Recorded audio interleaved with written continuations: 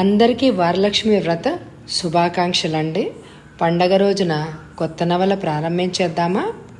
జీవన సమరంలో ఈ నవలని పెబ్బిలి హైమావతి గారు రాశారు. ఈ నవల స్వాతి మంత్లీ జనవరి 2020లో ప్రచురితమైంది. అడగగానే అనుమతించి ఈ నవలని నాకు అందించిన శ్రీ పెబ్బులి హైమావతి గారికి నా కృతజ్ఞతలు. నవల్లోకి వెళ్తే, టీవీలో వస్తున్న చాగంటి కోటేశ్వరరావు గారి ప్రవచనాలు వింటూ తల్లి మైమర్చిపోవడం చూసి శారద నవ్వుకుంది. కానీ మందరంగా వినవస్తున్న ఆ ప్రవచనాలను శారద కూడా తెలియకుండానే శ్రద్ధగా వినడం మొదలుపెట్టింది. జీవిత సారాన్ని కాచి వడబోసినట్టు బోధిస్తున్న ఆ ప్రవచనాలు ఎంతో ఆకట్టుకున్నాయి శారదను. వేర్లు బలంగా ఉంటేనే చెట్టు నిలుస్తుంది, బంధాలు బలంగా ఉంటేనే కుటుంబం నిలుస్తుంది. అలాంటి పునాది మీద ఏర్పడిన కుటుంబం అనే భవనం ఏ తుఫాను వచ్చినా చెక్కు చెదరదు. వ్యక్తిత్వం అనేది కొంటే రాదు, మీ తల్లిదండ్రులు నేర్పితే వస్తుంది, గురువుల దగ్గర నేర్చుకుంటే వస్తుంది, కొందరికి పుట్టుకతోటే వస్తుంది. వస్తే చచ్చేదాకా పోదు. నీ నీడగా మారి నీతోనే ఉంటుంది. ఎండకు ఎండదు, వానకు తడవదు, డబ్బు ప్రలోభలు అసలే పడదు. సరైన వ్యక్తికి వ్యక్తిత్వమే ఆస్తి, అదే నిత్యము సత్యమును. నీ తప్పుని ఈ రోజుకి కప్పిపుచ్చుకున్నా దాని పర్యవసానము ఆపలేము. ఒకసారి బట్టలు మాసిపోతే మనిషి ఎక్కడ కూర్చోడానికైనా సిద్ధపడతాడు. అలాగే మనిషి నడత ఒక్కసారి చెడిందంటే ఎలాంటి పనులు చేయడానికైనా సందేహించడు. గొడుగు వర్షాన్ని ఆపలేకపోవచ్చు, వర్షంలో తడవకుండా రక్షణ ఇస్తుంది. అలాగే ఆత్మ విశ్వాసం విజయాన్ని తెచ్చిపెట్టలేకపోవచ్చు, కానీ విజయ పందాలు ఎదురయ్యే అవరోధాలను అధిగమించే శక్తినిస్తుంది. కోటీశ్వరుడు కావడం అందరికీ సాధ్యం కాదు, కానీ నిజాయితీ పరులు కావడం అందరికీ సాధ్యమే. ఉత్తమ గుణాల వల్ల మనిషి ఉత్తముడవుతాడు, ఉన్నత పదవి వల్ల మాత్రం కాదు. శిఖరం మీద కూర్చున్నంత మాత్రాన కాకి గరుడ పక్షి కాదు. అహంకారం నిన్ను ప్రతి ఒక్కరి నుండి దూరం చేస్తుంది, చివరికి భగవంతుడి నుండి కూడా దూరం చేస్తుంది. బలహీనుడిని బలవంతుడు కొడితే బలవంతుని భగవంతుడు కొడతాడు. అలా సాగుతున్న ప్రవచనాలు కరెంటు పోవడంతో ఆగిపోయాయి. చి వేధవ కరెంటు అని పోయిన కరెంటును తిట్టుకుంటూ అక్కడి నుంచి లేచింది ప్రభావతి. ఆ ప్రవచనాలకు అంతరాయం కలిగిన విన్నంత వరకు ఎంతో గొప్పగా అనిపించింది. ఎంత బాగా చెప్పారు ఆయన అని అనుకుంది శారద. అలా ఆలోచిస్తూ ఉండిపోయింది, వాటిని మననం చేసుకుంటూ. అమ్మా శారద, కాసిన మంచినీళ్లు పట్రా అమ్మా అని అడిగాడు కూతుర్ని అప్పుడే ఆఫీస్ నుంచి వచ్చిన శంకర్రావు కుర్చీలో కూర్చుంటూ. వెంటనే శారద మంచినీళ్లు తెచ్చిచ్చింది. అమ్మేది అని అడిగాడు శంకర్రావు తాగిన మంచినీళ్ల గ్లాసు కూతురి చేతికి అందిస్తూ. అమ్మ కాఫీ కలుపుతోంది నాన్న అంది శారద. ఇంతలో ప్రభావతి శంకర్రావు గారికి కాఫీ కలిపి తెచ్చింది. కాఫీ తాగుతూ, ఈవేళ మన శారదకి ఒక పెళ్లి సంబంధం వచ్చింది ప్రభా, వాళ్ళు విశాఖపట్నంలో ఉంటారు అన్నాడు శంకర్రావు. అవునా, ఏం చేస్తాడండి అబ్బాయి అని అడిగింది ప్రభావతి సంతోషంగా. వాళ్ళకి రెడీమేడ్ గార్మెంట్ కంపెనీ ఉంది. అబ్బాయి చదువుకున్న వాడే కానీ ఉద్యోగం ఏమీ చేయడం లేదు. బిజినెస్లో తండ్రికి చేదోడు వాదోడుగా ఉంటున్నాడు అన్నాడు శంకర్రావు. వ్యాపారస్తుల సంబంధమా అందే ప్రభావతి నీరసంగా భర్త వంక చూస్తూ.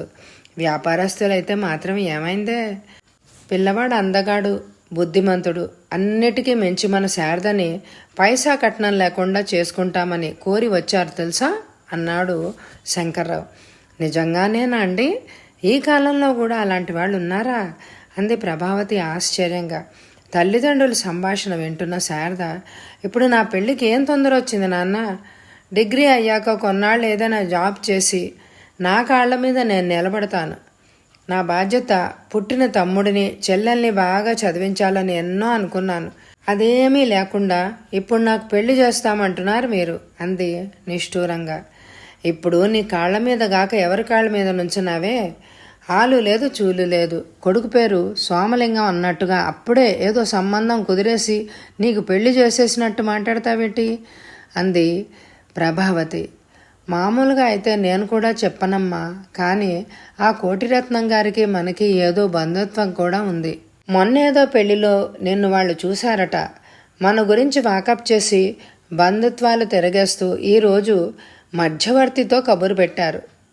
వాళ్ళకి కట్నకాలుకలపై ఆశ లేదని, పెళ్ళనిచ్చి చేస్తే చాలని అన్నాడు శంకర్రావు. ఏమిటి, కోటిరత్నం గారా మన అమ్మాయిని అడిగేది? అంత గొప్పవారు మన శారదని అడిగారా అంటూ కూతురు వైపు తిరిగి, ఎంత అదృష్టవంతురాలివమ్మ, ఆ కోటిరత్నం గారి దృష్టిలో పడ్డావు నువ్వు అంది ప్రభావతి మురిపెంగా కూతురు తల నిమురుతూ. వాళ్ళంత గొప్పవాళ్ళైనా నాన్న నాకిప్పుడెప్పుడే పెళ్లి చేసుకోవాలని లేదు అంది శారద. ఏమిటే నీ వితండవాదన? ఆ కోటిరత్నం గారు అంతటి ఐశ్వర్యవంతులు మనలాంటి సామాన్యుల ఇంటికి సంబంధం కోరి వచ్చారు అంటే మాటలా? ఇది కాదంటే కోరి వచ్చిన అదృష్టాన్ని కాలదన్నుకున్నట్టే అంది ప్రభావతి ఆనందంతో ఉక్కిరి బిక్కిరి అయిపోతూ. అబ్బా ఏంటమ్మా నువ్వు, నేను ఇంత సీరియస్గా మాట్లాడుతుంటే నీకేం పట్టదా? ఐశ్వర్యం ఒకటేనా మనిషికి కావాల్సింది, ఇంకేం అవసరం లేదా? అయినా కానీ నాకు ఈ వ్యాపారస్తుల సంబంధాలు ఏవీ వద్దు. చిన్నదో పెద్దదో స్థిరమైన ఉద్యోగం ఉన్నవాడిని చూడండి, మాట్లాడకుండా చేసుకుంటాను. ఆ పైన నేను కూడా చదువుకున్నాను కనుక ఏదైనా ఉద్యోగం చేస్తాను. దానివల్ల మా ఫ్యూచర్కి ఏ డోకా ఉండదు అంది శారద స్పష్టంగా. కూతురి మాటలు విని కంగారుగా చూస్తూ, అయ్యో ఏం మాటలే అవి? సిరిరా మోకాలు వడ్డడం అంటే ఇదే కదా. ఈ మాట మన బంధువర్గంలో వారు ఎవరైనా విన్నారే అనుకో, ఇంకేమైనా ఉందా? ఈ పిల్లకి ఎంత గర్వం అని అనుకోరు? ఆ తర్వాత దీన్ని చేసుకునేందుకు ఎవరైనా ముందుకొస్తారా? అంతటి వారిని కాదంది, దీనికి ఎంత పొగురు అని అనుకోరు? ఏమిటండి మీరేమీ మాట్లాడరు అంది ప్రభావతి ఆరాటంగా చూస్తూ. భార్య అలా అనేసరికి శంకర్రావుకి మాట్లాడక తప్పలేదు. అమ్మా శారద, కాస్త ఆలోచించమ్మా. ఇంత మంచి సంబంధం మనం వెతికినా దొరకదు. వాళ్ళంతట వాళ్ళు కోరి వచ్చారు. పైగా మనల్ని కట్న కానుకలు ఏమీ అడగడం లేదు. వాళ్ళ చదువుకున్న పిల్ల కోసం వెతుకుతూ ఉండగా యాదృచ్ఛికంగా నిన్ను చూశారట. వాళ్ళకి నీ చదువు అందం బాగా నచ్చింది. ఆ అబ్బాయి కూడా చాలా బాగున్నాడు. ఇదిగో ఫోటో చూడు అంటూ శంకర్రావు తన జేబులోంచి పిల్లాడి ఫోటో తీసి ఇచ్చాడు కూతురికి. నిజానికి కూతురికి ఇష్టం లేకుండా పెళ్లి చేయడం శంకర్రావు కూడా ఇష్టం లేదు. కానీ ఆడపిల్లల తండ్రిగా అతడికి నచ్చజెప్పక తప్పలేదు. అంతేకాదు శారద తర్వాత అమ్మాయి కూడా పెళ్లికి సిద్ధంగా ఉంది. ఆ పైన శారద వివేకం మీద అతనికి ఎంతో నమ్మకం కూడా ఉంది. ఫోటో తీసుకొని చూసింది శారద. చూపులకి బాగానే ఉన్నాడు అబ్బాయి అని అనుకుంది. కానీ ఎలాగైనా కొంతకాలం ఉద్యోగం చేసి తండ్రికి ఆసరా కావాలనేదే ఆమె ఉద్దేశం. ఏమ్మా అమ్మాయి నచ్చాడా అని అడిగాడు ఆరాటంగా శంకర్రావు. బాగానే ఉన్నాడు నాన్న, కానీ అంటూ ఇంకేదో చెప్పబోతున్న శారదని వారించారు శంకర్రావు గారు. చూడమ్మా, నువ్వు నా కోసం ఆలోచించి నీ భవిష్యత్తుని పాడు చేసుకోకమ్మా అంటూ శారదకి ఎంతో నచ్చజెప్పాడు శంకర్రావు. తండ్రి అలా నచ్చజెప్పడంతో ఇంటి ఆర్థిక పరిస్థితిని అర్థం చేసుకున్న శారద ఇంకేమీ తర్కించకుండా పెళ్లికి అంగీకరించింది. శారద పెళ్లికి అంగీకరించడంతో కోటిరత్నానికి కబురు పెట్టారు శంకర్రావు గారు పెళ్లి చూపులకి రమ్మనమని. వాళ్ళు వచ్చి శారదను చూడడం, తాంబూలాలు మార్చుకొని పెళ్లికి ముహూర్తాలు పెట్టడం వెంటనే జరిగిపోయాయి. ఉన్నంతలో శ్రీపతితో శారద పెళ్లిని వైభవంగా జరిపించారు శంకర్రావు గారు. తమకి కలిగినంతలో అల్లుడికి అన్ని లాంఛనాలు జరిపించారు శంకర్రావు దంపతులు. అలాగే ఆడబొడుచులు ఇద్దరిని సంతృప్తి పరిచారు. కట్న కానుకలు వద్దన్నందుకు తన ఆడపిల్లలకు ఏమీ పెట్టరేమోనని కాంతమ్మ లోపలే మదనపడింది. అయితే పెళ్లిలో వాళ్ళు చేసిన మర్యాదలు చూశాక ఎంతో సంతోషపడింది.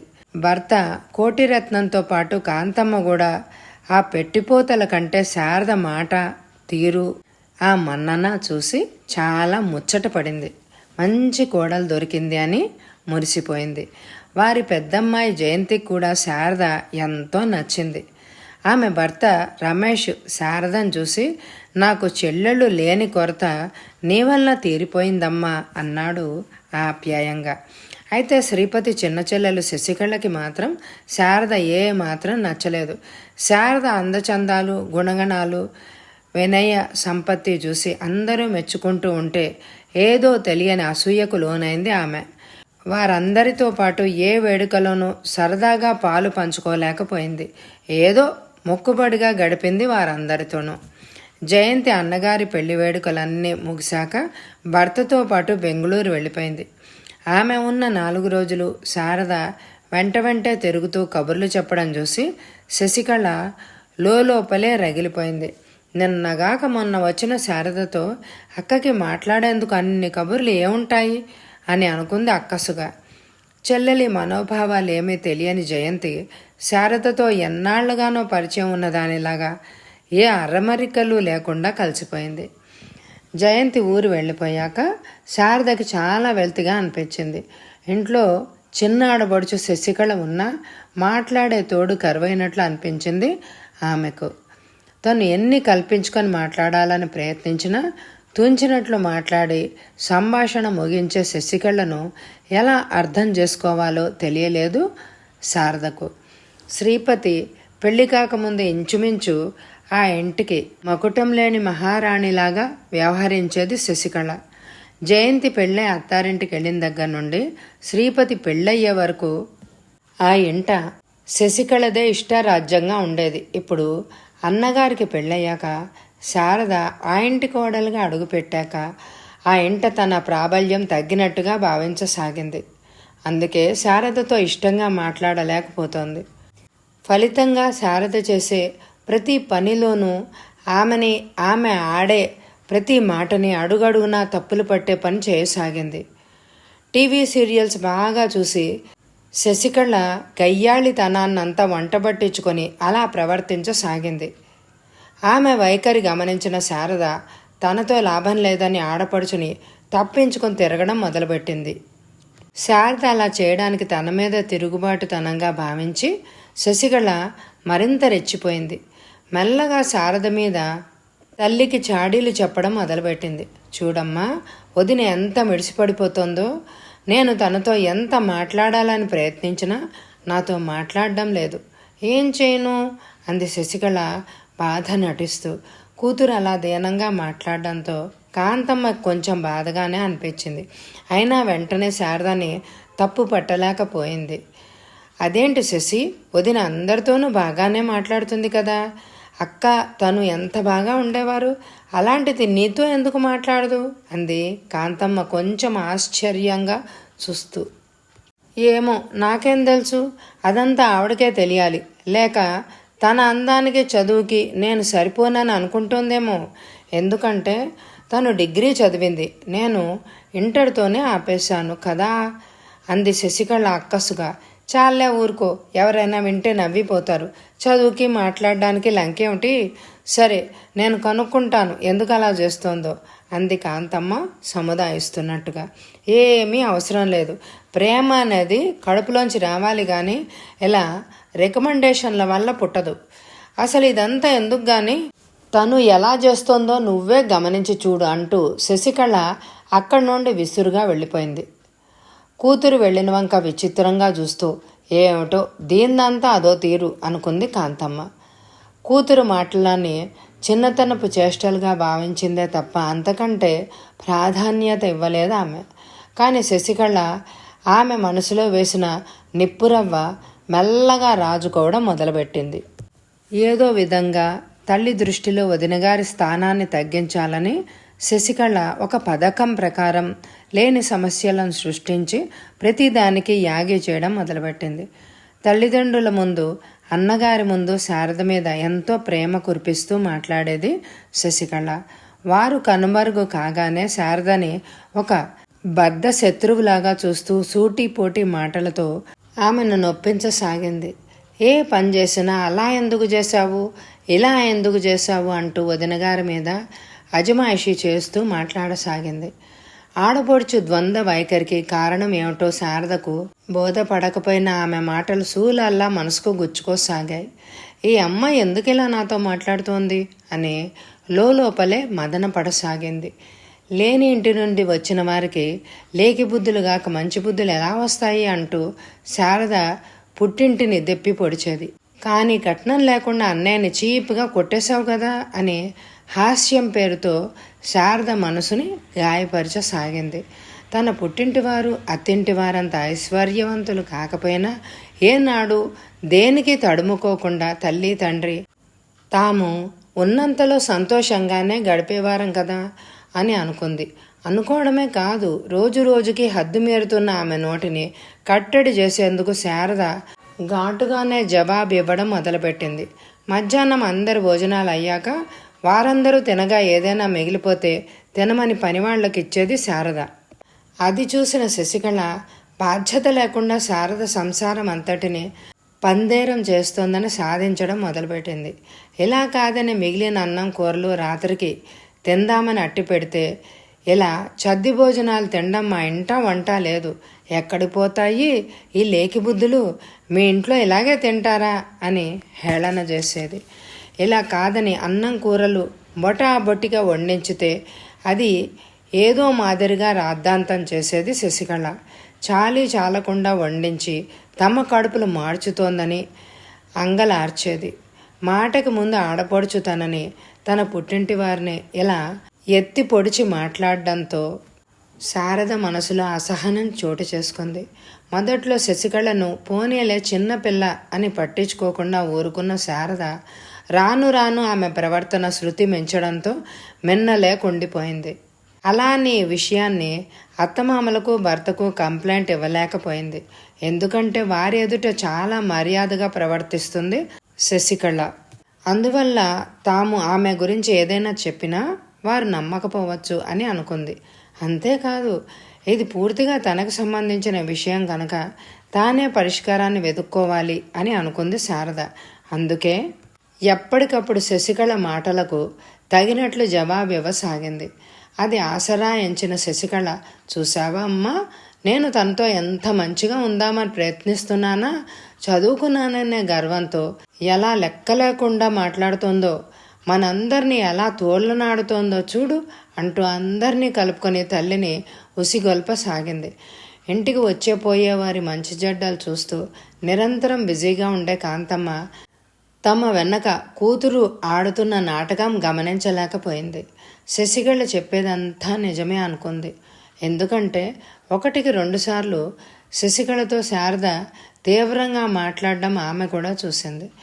కూతుర్ని ఎదిరించి మాట్లాడడం అంటే అది తనని ఎదిరించి మాట్లాడడమే కదా అని అనుకుంది ఆమె. తన మాటలు విని తల్లి ఆలోచనలో పడ్డం గమనించి మెల్లగా శారద మీద లేనిపోనివి కల్పించి చెప్పడం మొదలుపెట్టింది శశికళ. చివరికి శారద నుంచున్నా కూర్చున్నా తప్పు పట్టే స్థితికి కాంతమ్మను తెచ్చేసింది ఆమె. అయితే ఇంట్లో జరుగుతున్న ఈ ప్రచ్ఛన్న యుద్ధం గురించి కోటిరత్నానికి కానీ శ్రీపతికి కానీ ఏమీ తెలియదు. ఎవరు వారి దృష్టికి తెచ్చే ప్రయత్నం కూడా చేయలేదు. రోజు పిల్లి ఎలకల పోరులాగా వదినా మరదళ్ల మధ్య జరిగే వాదనలు తగువులు చూస్తున్న కొద్దీ కాంతమ్మకు మతి పోసాగింది. దీనికి పరిష్కారం కొడుకు కోడలు వేరు కాపురం పెట్టించడం తప్ప మరో మార్గం లేదని అనుకుందామె. కోటిరత్నం కొంచెం సావకాశంగా కనిపించినప్పుడు తన మనసులోని మాటను అతని దగ్గర ప్రస్తావించింది కాంతమ్మ. భార్య మాటలు విని అదిరిపడ్డాడు కోటిరత్నం. ఏంటి కాంతం నువ్వు అంటున్నది? పిల్లల్ని వేరు కాపురం పెట్టిస్తావా? ఎవరైనా వింటే నవ్వుతారు అని అనిపించలేదా నీకు? ఇక్కడ లంకంత కొంప పెట్టుకుని వాళ్ళని అద్దె కొంపకు పొమ్మంటావా? అసలు ఇది నీకు పుట్టిన బుద్ధేనా లేక ఎవరైనా నేర్పారా? ఈ మాటలు విని మన వెయ్యాల వారు మన గురించి ఏమనుకుంటారో కొంచెమైనా ఆలోచించావా అన్నాడు కోపంగా. అన్నీ ఆలోచించే చెప్తున్నానండి. కోడల పిల్ల మనం అనుకున్నంత వందనమైంది కాదు. ప్రతిదానికి మన శశితో తగులాడుతోంది. ఏ మాట అన్నా పెడసరంగా జవాబులు చెప్తోంది. ఏది ఏమైనా లేని ఇంటి నుండి పిల్లను కోడలుగా చేసుకుని మనం చాలా తప్పు చేశామండి. అన్నీ లేకి బుద్ధులే. ప్రతిదానికి అడ్డగోలుగా వాదిస్తోంది. పెద్దంతరం చిన్నంతరం బొత్తిగా లేదు ఆ పిల్లకి అంది కాంతమ్మ నిరసనగా. ఏమిటి, శారద నిన్ను ఎదిరించి మాట్లాడుతోందా కాంతం? మరింతవరకు ఆ సంగతి నాకెందుకు చెప్పలేదు అన్నాడు కోటిరత్నం ఆశ్చర్యంగా. భర్త అడిగిన ప్రశ్నకు తడబడుతూ, నన్నంటే నన్నని కాదు కానీ మన శశిని నా ముందే ఎదిరించి మాట్లాడితే నాకు ఎలా ఉంటుందండి? అది నన్ను ఎదిరించినట్లు కాదా అంది కాంతమ్మ కోపంగా. కాంతం, నువ్వు చాలా ఎక్కువగా ఆలోచిస్తున్నావు. కోడలు శశితో వాదనకు దిగినా ఎదిరించిన వాళ్ళిద్దరూ సమవయస్కులు కనుక మనం పెద్దగా పట్టించుకోవాల్సిన అవసరం లేదు. నిన్ను ఎదిరిస్తే చెప్పు, నేను మాట్లాడతాను తనతో అన్నాడు కోటిరత్నం. భర్త అలా అనేసరికి ఒక్క క్షణం ఏమి జవాబు చెప్పాలో తోచలేదు కాంతమ్మకి. అంతలోనే మాటలు కూడదీసుకుని, ఇక మాట్లాడేది ఏమీ లేదండి, వాళ్ళని విడిగా పెట్టేస్తే అందరికీ మనశ్శాంతిగా ఉంటుంది అంది తేల్చి చెప్తున్నట్టుగా. ఏంటి కాంతం, ఈవేళ నీ ధోరణి నాకు అంతుపట్టడం లేదు. మొన్నటిదాకా కోడలు మేలిమి బంగారం అన్నావు, ఇంతలోని అంత మార్పు ఎలా కలిగింది నీలో? అయినా శారద గురించి అన్నీ తెలుసుకొని మంచి పిల్లని నిర్ధారణ చేసుకున్నాకే కదా మనం కోడలుగా చేసుకున్నది. అలాంటిది ఈరోజు వాళ్ళు లేని వాళ్ళని ఎత్తిపొడుస్తున్నావెందుకు? అయినా కాంతం, ఐశ్వర్యం అనేది ఈవేళ ఉండి రేపు పోతుంది. మనిషికి గౌరవం తెచ్చేది అతడి సభ్యత, సంస్కారాలు, ప్రవర్తనే. కానీ డబ్బు హోదాల వల్ల రావు. అది మంచి నడవడిక వలన మాత్రమే వస్తుంది. మన శశికి దూకుడు పాలు ఎక్కువ. చదువు మానేసి ఇంట్లో ఖాళీగా కూర్చుంది కదా, అందుకనే పిచ్చి పిచ్చి ఆలోచనలు వచ్చి శారదతో తగు పడుతోంది. అదేదో తోచక చెప్తే దాన్ని పట్టుకొని నువ్వు ఇలాంటి నిర్ణయానికి రావడం ఏమీ బాగాలేదు. అసలు ఈ సంగతి మన శ్రీపతికి తెలిస్తే వాడెంత బాధపడతాడో ఊహించు. ఇప్పుడు శ్రీపతికి ఏం చెప్పి వేరు కాపురం పెట్టించమంటావు? అలా పెట్టాక నేను అబ్బాయి ముఖం చూడగలనా? వద్దు కాంతం, నీ ఆలోచన మానుకో. రేపు పెళ్ళై అత్తారింటికి వెళ్ళే శశి కోసం కొడుకుని కోడల్ని దూరంగా పెట్టకు అన్నాడు కోటిరత్నం నచ్చ చెప్తున్నట్లుగా. మీరు అలా అంటే నేనేం చెప్పనండి. ఈ పిల్లలిద్దరితోనూ నాకు రోజు గండంగానే ఉంది. కోడల మర్యాద మన్నన లేకుండా నా ఎదురుగానే శశిని తూలనాడుతూ ఉంటే నాకెంత బాధగా ఉంటుందో ఆలోచించండి. దీనికి తోడు పని వాళ్ళని మంచి చేసుకునేందుకు వాళ్ళకి కాఫీలు టిఫిన్లు అలవాటు చేస్తోంది. వాళ్ళ కంటికి శారద ఒక దేవతగాను మేము దెయ్యాల్లాగా కనపడుతున్నాం. అలా అలవాటు చేయడం మంచిది కాదని నేను చెప్పినా వినడం లేదు అంది కాంతమ్మ విసుగు నిండిన కంఠంతో. నిజానికి ఆవిడది కూడా పెట్టే చెయ్యే కానీ కాదనే రకం కాదు. కానీ కూతుర్ని సమర్థిస్తూ భర్త దగ్గర కోడల్ని చెడ్డగా చూపించేందుకు అలా అంది. పిచ్చి కాంతం, దేవుడు మనకింత ఇచ్చాడు. ఆ పనివాళ్ళు మన కోసం అంత కష్టపడి పనిచేస్తుంటే వాళ్ళకి ఒక్క ముద్ద పెట్టడం తప్పంటావా? నువ్వు కూడా వాళ్ళకి పెట్టడం నేను ఎన్నోసార్లు చూశాను. అలాంటిది ఈరోజు ఆ అమ్మాయిని ఎందుకు అలా తప్పుపడుతున్నావు? మనది వచ్చే పోయే ఇల్లు. ఆ వచ్చిన వారికి పనివాళ్ళు అలుపు ఆయాసం లేకుండా చేసి పెడుతున్నారు కదా, వాళ్ళకి ఆ మాత్రం పెడితే మన సంపద తరిగిపోతుందంటావా? నా చిన్నప్పుడు మా అమ్మ ఒక మాట అంటూ ఉండేది, పనివాళ్ళు మన ఇళ్లలో పనిచేసేది కేవలం జీతం రాళ్లకే కాదని, వాళ్ళ కడుపు చూసి ఆకలి తీరిస్తే మనం పొమ్మన్నా పోరు, విశ్వాసంగా ఉంటారు అని. శారద ఇప్పుడు చేస్తున్న పని అదే. ఇందులో నాకేమీ తప్పుగా అనిపించడం లేదు అన్నాడు కోటిరత్నం. మీరెన్నైనా చెప్పండి, నాకు శశికి ఆ పిల్ల తీరు ఏమాత్రం నచ్చడం లేదు. వేరు పెడితే తప్ప ఆ పిల్లకు బాధ్యత తెలిసిరాదు, మాకు ప్రశాంతత ఉండదు అంది కాంతం తేల్చి చెప్తున్నట్టుగా. ముందే భార్య ఒక నిర్ణయానికి వచ్చి ఆ తర్వాతే తనతో మాట్లాడుతోందని గ్రహించాడు కోటిరత్నం. అంతేనంటావా? సరే అయితే వాళ్ళ పోషణకి ఏమి ఏర్పాటు చేద్దాం? ఇప్పుడు ఉంటున్న మన బిజినెస్ చీల్చలేం కదా అన్నాడు. బిజినెస్ చీల్చడం అంటే అలా అయినా భార్య తన పట్టుదల విడిచిపెడుతుందని అతడి ఆశ. కానీ కాంతమ్మ మాత్రం అందుకు ససేమేర అంగీకరించలేదు. ఆ పిల్లకి బాధ్యత తెలిసి రావాలని వేరే కాపడం పెట్టించమన్నాను కానీ దానికోసం బిజినెస్ చేల్చడం ఎందుకు?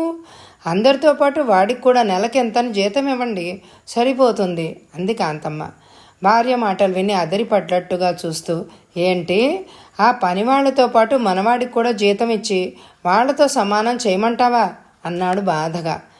అలా ఎందుకు అనుకోవాలి, వాడికి అందరికంటే ఓ 4 రూపాయలు ఎక్కువ ఇవ్వండి అంది కాంతమ్మ తేలిగ్గా. ఏంటి కాంతం, నువ్వు వర్కర్స్తో పాటు వాడికి జీతం ఇస్తే ఏం బాగుంటుంది? వాడేమైనా జీతగాడా? ఈ బిజినెస్ అంతా వాడి చేతి మీదే నడుస్తోంది.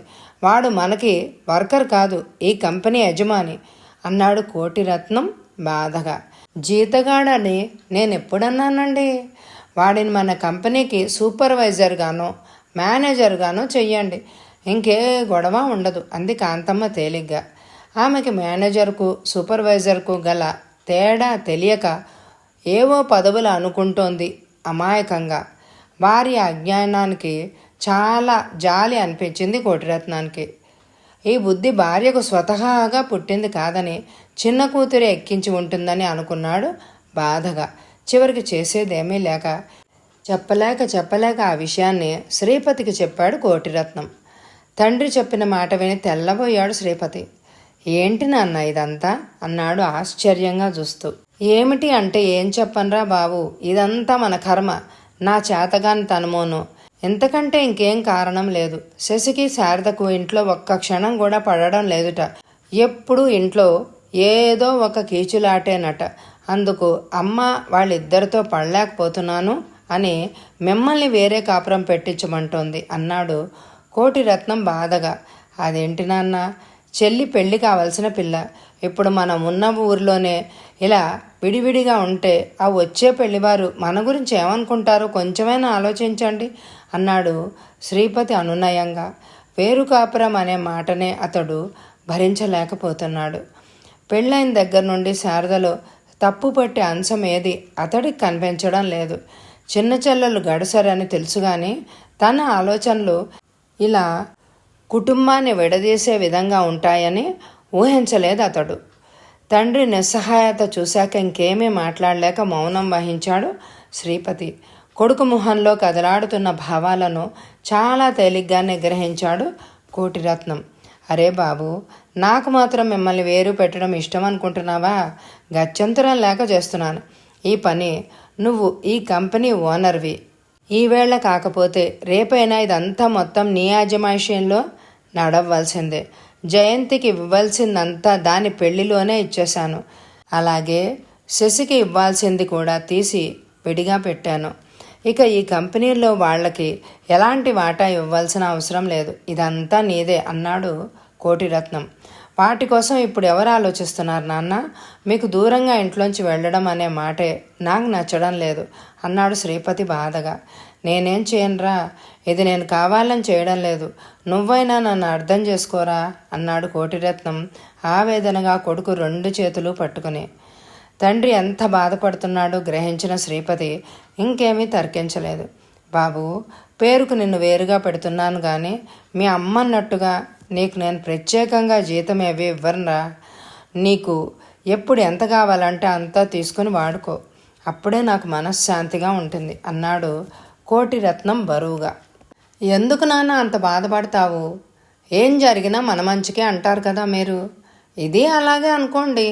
నాకు ఎంతో కొంత జీతం ఇచ్చినట్టు అకౌంట్స్లో రాస్తే రేపు ఆడిటింగ్ జరిగినప్పుడు అదే ఇన్కమ్ ట్యాక్స్ లెక్కలకు బాగా ఉపయోగపడుతుంది అని అన్నాడు శ్రీపతి. ఆ మాటలు విని కొడుకు మొహంలోకి ఆశ్చర్యంగా చూశాడు కోటిరత్నం. ఎంత బాధాకరమైన పరిస్థితిలో కూడా కొడుకు ఏమీ బాధపడకుండా అది కూడా తమ వ్యాపారాభివృద్ధి కోసం ఉపయోగించాలనే ఆలోచన అతడిని అబ్బురపరిచింది. అరే బాబు, ఈ క్షణంలో మన బిజినెస్ అంతటిని కళ్ళు మూసుకొని నీ చేతిలో పెట్టినా దీన్ని ఇంతకు 10 చేయగల సమర్థత నీలో ఉందనే నమ్మకం కలుగుతోందిరా నాకు అన్నాడు శ్రీపతి భుజం తట్టి. ఆ మాటలు అంటున్నప్పుడు తండ్రి కంట్లో కదలాడిన సన్నటి నీటిపొర చూసి, ఎందుకు నాన్న అదే పదిగా బాధపడుతున్నారు? కలిసి ఉండి కోట్లాడుకునే కంటే విడిగా ఉండి మనసులు కలిసి ఉండడం మంచిది కదా. ఏమో ఎవరు చూడొచ్చారు, ఈవేళ పోట్లాడుకున్న ఈ వదిన మరదళ్ళు రేపు ఒకరిని విడిచి ఒకరు ఉండలేని పరిస్థితికి వస్తారేమో అన్నాడు శ్రీపతి ఆశాభావంతో. ఆ మాట అన్న వేళా విశేషం ఏమిటో గాని అక్షరాల అలాగే జరగబోతుందని ఆ క్షణాన వాళ్ళిద్దరికీ తెలియదు. అలా జరిగితే అంతకంటే కావాల్సింది ఏముందిరా మనకు అన్నాడు కోటిరత్నం. ఆ రాత్రి పడుకునే ముందు శ్రీపతి శారదతో వేరు కాపురం గురించి చెప్పాడు. భర్త చెప్పింది వింటూనే తెల్లబోయి చూసింది శారద. ఎందుకండి ఇప్పుడు మనల్ని వేరు కాపురం పెట్టిస్తున్నారు? నా వల్ల ఏమైనా పొరపాటు జరిగిందా?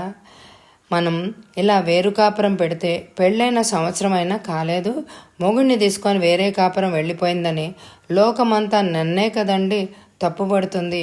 అంతేకాదు మన సంగతి మా అమ్మా నాన్నకు తెలిస్తే వాళ్ళేమనుకుంటారు? నన్ను తప్పుపట్టరా అని అంది శారద బాధగా. ఇందులో ఎవరు ఎవరిని తప్పుపట్టే పని లేదు శారద. మనమేమి ఈ ఊరు విడిచి వెళ్ళిపోవడం లేదు కదా. ఎప్పట్లాగే నాన్నగారు నేను కలిసే పనిచేసుకుంటాం. మనం కేవలం వేరుగా వండుకొని తినడం తప్ప ఇంకెలాంటి మార్పు ఉండదు. దీనివల్ల ఉపయోగం ఏమిటి అంటే రోజు శశికి నీకు మధ్య జరుగుతున్న ఘర్షణలు ఉండవు. అంతేకాదు మనం కొత్తగా పెళ్ళైన వాళ్ళం కదా, మనకు కూడా కొంచెం స్వేచ్ఛగా ఉంటే బాగుంటుందని నాన్నగారి ఆలోచన అన్నాడు శ్రీపతి మృదువుగా. మామయ్య గారి ఆలోచన ఇది అయితే ఇది నా మీద కోపంతో చేస్తున్న ఏర్పాటు కాదా అంది శారద ఆశ్చర్యంగా చూస్తూ. అంతే కదా మరి, ఇంక నీకు సందేహంగా ఉంటే పోయి నాన్నగారిని అడుగు అన్నాడు శ్రీపతి చిన్నగా నవ్వుతూ. భర్త అలా అనడంతో శారద మనసు కొంచెం తేలికపడింది. ఎందుకులేండి, మీరు చెప్తున్నారు కదా చాలు, ఇంకేమీ అడగనవసరం లేదు అంది శారద. అలా అందేగాని ఏదో సందేహం ఆమెను పట్టి పీడిస్తూనే ఉంది. భార్య మొహంలో తారట్లాడుతున్న సందేహాన్ని గమనించిన శ్రీపతి, ఇంకా తీరలేదా నీ సందేహం అంటూ ప్రేమగా ఆమె ముంగురులు సవరించాడు. అది కాదండి, ఒకవేళ శశి నేను పోట్లాడుకుంటున్నామని మామయ్య గారు మనల్ని వేరు కాపురం పెట్టిస్తున్నారా కోరి నేనెప్పుడు తనతో పోట్లాట పెట్టుకోలేదండి. శశి తనంతట తాను కయ్యానికి కాలు దువ్వుతూ ఉంటే కొన్ని రోజులు మౌనంగా భరించాను. చివరికి భరించలేక ఎదిరించడం మొదలుపెట్టాను. ఇంట్లో చికాకులన్నీ మీదాకా తెచ్చి అలసిపోయి వచ్చిన మీకు అవన్నీ చెప్పి మీ మూడ్ చెడగొట్టడం ఇష్టం లేక అలా చేశాను. నేను చేసింది తప్పనుకుంటే క్షమార్పణ చెప్తానండి అందరికీ. అంతేగాని దానికి పనిష్మెంట్ లాగా ఇలా వేరు కాపురం పెట్టించడం అంటే నాకు చాలా బాధగా ఉందండి.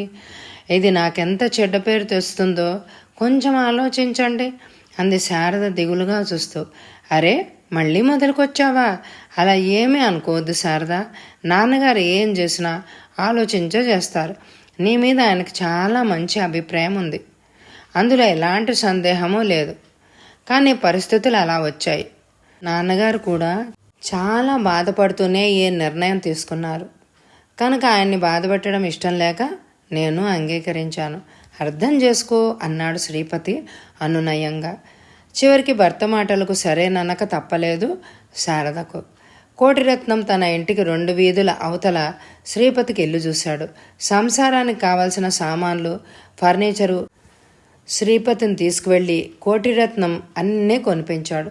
మంచి రోజు చూసి పాలు పొంగించారు ఆ ఇంట్లో. జరిగేదంతా శారద ప్రేక్షకురాల్లాగా చూస్తూ ఉండిపోయింది. శశికళ మాత్రం తాను అనుకున్నది సాధించగలిగాను అని లోపల పొంగిపోయింది. పైకి మాత్రం ఏమీ ఎరగని అమాయకురాల్లాగా మొహం పెట్టింది. కొడుకు వేరు కాపురం పంపాలని అంత గట్టిగా పట్టుబడిన కాంతమ్మ కూడా తీరా వాళ్లను వేరు పంపాక ఏదో తప్పు చేసినట్టుగా మనసులోనే బాధపడసాగింది. నేను ఇలా చేసి ఉండవలసింది కాదు అని పదే పదే అనుకుంది. ఎవరి ఆలోచనలోనూ నిమిత్తం లేకుండా కాలం తన పని తాను చేసుకోబోతోంది. శారద వేరు కాపురం సంగతి విని శంకర్రావు, ప్రభావతి ఆశ్చర్యపోయారే కానీ కూతుర్ని ఏ మాత్రం తప్పుపట్టలేదు వారు.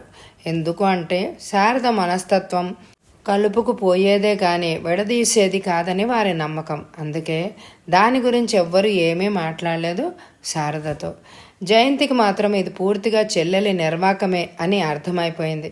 ఏది ఎలా జరిగినా జయంతి మాత్రం ఎప్పటిలాగే అన్నా వదినలతో ప్రేమగా మెలగసాగింది. పుట్టింటికి వచ్చిన ప్రతిసారి అన్నా వదినలతో ఉల్లాసంగా గడిపి వెళ్ళిపోవడమే కాకుండా తరచూ ఉత్తరాల్లో శారదని పలకరిస్తూ ఉండేది జయంతి.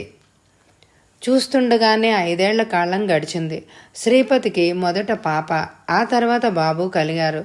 జయంతికి ఒక బాబు.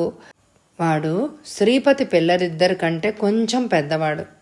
ఊర్లో ఉండి కూడా మనవలి ముద్దు ముచ్చట్లు స్వయంగా చూసుకోలేకపోతున్నందుకు కోటిరత్నం ఎంతో బాధపడసాగాడు. కాంతమ్మ కూడా అది కాస్త వెల్తిగానే అనిపించినా చిన్న కూతురి సంతోషం కోసం ఆ ముచ్చటని కొంచెం పక్కకు పెట్టేసింది. శశికళకు పెళ్లి సంబంధాలు చూడడం మొదలుపెట్టాడు కోటిరత్నం. ఈ 5 ఏళ్ల కాలంలోనూ ఎన్ని సంబంధాలు చూసినా వాటికి ఏదో ఒక వంక పెట్టి వచ్చిన ప్రతి సంబంధాన్ని శశికళ తిప్పికొట్టసాగింది. ఆమె ఆశలకు కోరికలకు కళ్ళాలు లేకుండా ఆకాశంలో విహరించసాగాయి. ప్రతి సంబంధానికి వంకలు పెడుతూ వారి అర్హతలను ఎంచి చూసి తోసిపారేసే శశికళకు అలా చేసేందుకు తనకున్న అర్హత ఏమిటి అని ఒక్కసారి కూడా తట్టలేదు. కూతురి మాటకు తందానా తానా పాడే కాంతమ్మకు అది ఏమాత్రం తప్పుగా అనిపించలేదు. పైగా కూతురు అభిరుచులు చాలా గొప్పగా అనిపించసాగాయి ఆమెకు. జరుగుతున్న దాంతో తనకేమీ సంబంధం లేదు అన్నట్టు మిన్నకుండిపోయింది శారద. ఎందుకంటే తాను మంచి చెప్పినా ఆ తల్లి కూతుళ్ళిద్దరూ వినరని తెలుసు ఆమెకు. జయంతి ఏదైనా సంబంధం గురించి చెప్పినా శశికళ ఏదో వంక పెట్టి ఎప్పటిలాగే కాదనసాగింది. శశికళ వైఖరికి విసిగిపోయి ఆమెకు సంబంధాలు చూడడం కొంతకాలం వాయిదా వేశారు ఆ తండ్రి కొడుకులు ఇద్దరు. తిరిగి శ్రీపతి కోటిరత్నం తమ రొటీన్లో పడిపోయారు. ప్రతి నెల వెళ్ళినట్టే ఆ నెల కూడా బిజినెస్ టూర్కి బయలుదేరాడు శ్రీపతి. అతడు పెద్ద పెద్ద మాల్స్ షాపులకు వెళ్ళి ఆర్డర్స్ బుక్ చేస్తూ ఉంటాడు. తానే ఇలా స్వయంగా అన్ని చోట్లకి వెళ్ళడం వల్ల శ్రీపతి అందరి దగ్గర గుడ్విల్ సంపాదించుకున్నాడు. అతడు స్వయంగా వెళ్ళి అడిగితే ఎవ్వరూ కాదని చెప్పలేకపోయేవాళ్ళు. వెళ్ళి ప్రతి చోట ఆర్డర్స్తో పాటు వారి గవర్నమెంట్స్కి మంచి పేరు ఆదరణ కూడా లభించసాగాయి. శ్రీపతి బిజినెస్ టూర్ మీద వెళ్తే దాదాపు 10 రోజులకు కానీ ఇంటికి రాలేడు. ఆ 10 రోజులు పిల్లల్ని పెట్టుకొని శారద ఒంటరిగా ఉంటుంది. మధ్య మధ్యలో కోటిరత్నం వచ్చి కోడల్ని పిల్లల్ని చూసి వాళ్ల యోగక్షేమాలు విచారించి వెళ్ళేవాడు. పాప శ్వేతకి 4 ఏళ్ళు, స్కూల్కి వెళ్తోంది. బాబు భరత్కి 2 ఏళ్ళు, కనుక ఇంట్లోనే ఉంటున్నాడు. శారదకి బొద్దస్తమానం వాడితోనే సరిపోతుంది. ఏదైనా ఖాళీ సమయం చిక్కితే సాఫ్ట్ టాయ్స్ చేయడము, చీరల మీద ఎంబ్రాయిడరీ చేయడం, అల్లికలు వగైరా చేస్తూ ఉంటుంది. శారద చేసే ఈ పనులు చూసి కోటిరత్నం, జయంతి ఎంతో మెచ్చుకుంటూ ఉంటారు. శశికళ మాత్రం ఇవన్నీ గతిలేని వాళ్ళు చేసే పనులు, 10 రూపాయలు పారేస్తే వచ్చే వస్తువులకు ఈ మహాతల్లి 25 రూపాయలు ఖర్చు పెట్టి డబ్బులన్నీ దండగ చేస్తోంది అంటూ దుమ్మెత్తిపోసేది. కాంతమ్మ మాత్రం ఎటూ మాట్లాడకుండా తటస్థంగా ఉండేది. శారద చేసే ఈ బొమ్మలు, గిఫ్ట్ ఆర్టికల్స్ వారింటి చుట్టుపక్కల ఉండే అందరికీ ఎంతో అద్భుతంగా ఉంటాయి. తమ తీరిక సమయాల్లో ఆమె దగ్గరకు వచ్చి ఇవన్నీ నేర్చుకుంటూ ఉంటారు.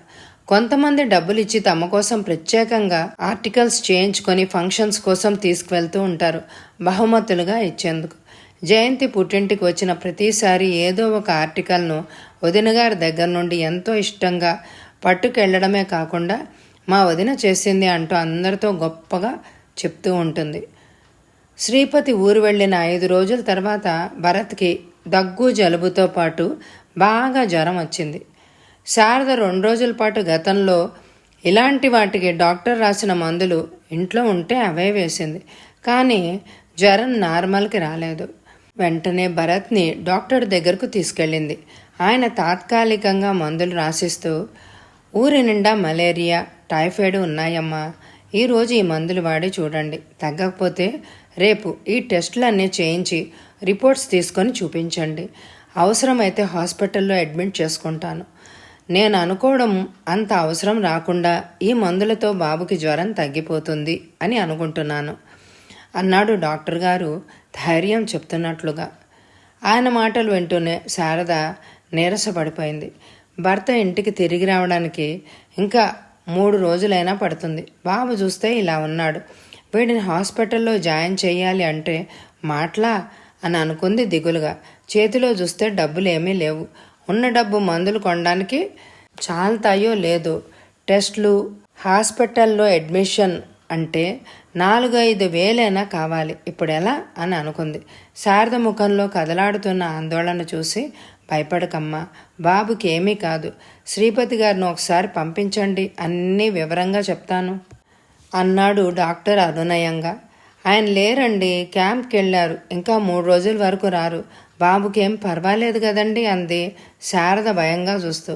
నేను చెప్తున్నాను కదమ్మా, ఏం కాదు, అసలు సాయంత్రానికే జ్వరం తగ్గిపోతుంది చూడండి అన్నాడు ఆయన ఓదార్పుగా. థ్యాంక్స్ అండి అంటూ డాక్టర్ గారు రాసిన మందుల చీటీ జాగ్రత్తగా పట్టుకుని బాబుని ఎత్తుకొని బయటకు వచ్చింది శారద. పక్కనే ఉన్న మెడికల్ షాప్లో మందులు కొని నీరసంగా ఇంటికి చేరుకుంది. సాధారణంగా శ్రీపతి క్యాంపులకు వెళ్ళేటప్పుడు కోటిరత్నం ప్రతిరోజు వచ్చి కోడల్ని పిల్లల్ని చూసి వెళ్ళేవాడు. ఈసారి పని ఒత్తిడి ఎక్కువగా ఉండడం వల్ల భరత్కి జ్వరం రాకముందు ఒక్కసారి మాత్రమే వచ్చి వెళ్ళారు ఆయన. వచ్చే ఎపిసోడ్లో ఆ బాబుకి ఎలా ఉంటుంది, తర్వాత ఏం జరుగుతుంది అనే విషయాలు వచ్చే ఎపిసోడ్లో వినండి. మరి ఈ ఎపిసోడ్ని తప్పకుండా లైక్ చేయండి. Thank you very much my dear friends.